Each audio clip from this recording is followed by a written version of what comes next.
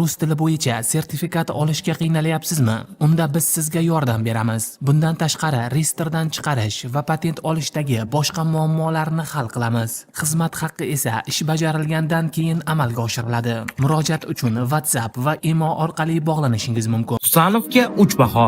O'zbekistonning jahon chempionatidagi sharmandali statistikasi e'lon qilindi. Fabio Cannavaro jahon chempionatidagi provaldan keyin nimalar dedi? Husanovga past baho qo'yishdi. O'zbekiston futbolchilariga Kongo bilan o'yin uchun necha ball qo'yishdi? Cannavaro Kongo bilan o'yindan keyin nimalar dedi? Like bosib obuna bo'ling, tarjimasini o'qib beraman.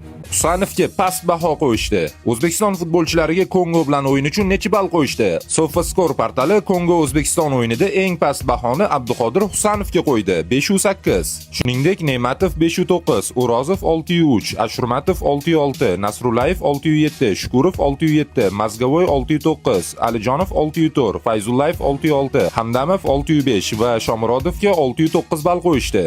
Fabio Cannavaro jahon chempionatidagi provaldan keyin nimalar dedi? Bu musobaqa men uchun ham, futbolchilar uchun ham katta tajriba bo'ldi. Albatta, futbolchilar bilan juda ko'p muloqot qildim. Guruhimizda ham kuchli jamoalarga qarshi o'ynashimiz kerakligini bilardik. Lekin ushbu natijadan afsusdamiz. Ha, biz xatolar qildik. Biroq men futbolchilardan umuman shikoyat qilmoqchi emasman. Ular qo'lidan kelgan hammasini qildi va men ulardan faxrlanaman. Cannavaro Kongo bilan o'yindan keyin nimalar dedi? Birinchi bo'limda juda ko'p energiya sarfladik. Bugungacha bizning jismoniy samaradorligimiz yaxshi edi. Bugun ham jismoniy tomondan yaxshi harakatlandik. Raqibimiz ham bu tomonlama yaxshi shakllangan jamoa edi.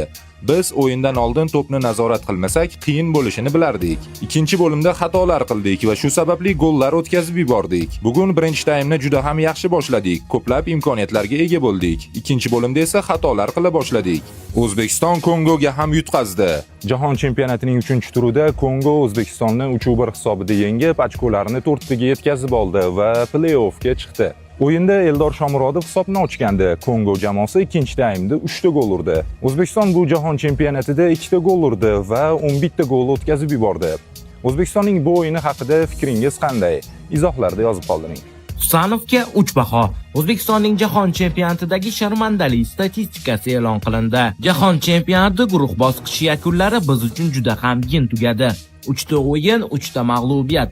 So'nggi turda Kongoga qarshi o'yinda Eldor Shomurodovning chiroyli golidan so'ng hisobni ochgan bo'lsak-da, ikkinchi bo'limda Fabio Cannavaro jamoasining o'z jarima maydonchasiga qamalib qolishi qimmatga tushdi va ketma-ket 3 ta gol o'tkazib yubordik. Nufuzli Eurofutbol nashri ushbu o'yin bo'yicha yigitlarimizga quyidagicha baho berdi. Abduqodir Husanov 3 ball. Manchester City a'zosi bo'lgan futbolchimiz uchun bu turnir haqiqiy sinov bo'ldi.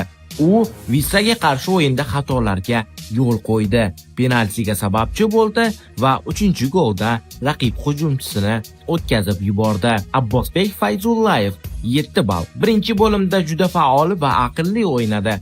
Shomurodovning golida o'zini to'pga tashlamasdan raqib himoyachisini chalg'itib daho harakat qildi, ammo ikkinchi bo'limda butun jamoa bilan birga ko'rinmay qoldi. Eldor Shomurodov 7.5 ball. Sardor o'z vazifasini 100% bajardi. Zarbasi bilan hisobni ochdi.